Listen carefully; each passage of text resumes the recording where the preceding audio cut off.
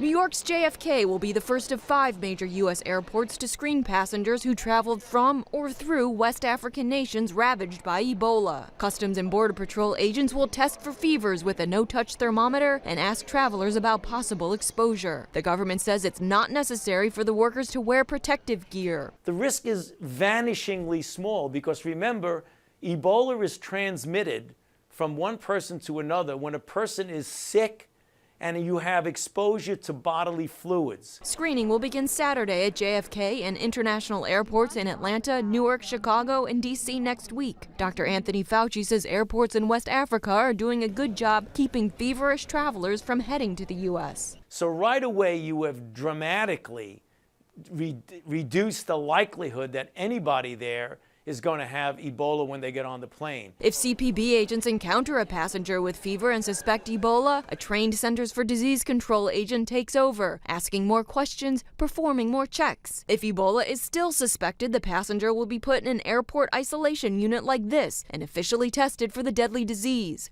But government officials admit this procedure would not have kept Thomas Eric Duncan from entering the country from Liberia, infected with Ebola but asymptomatic.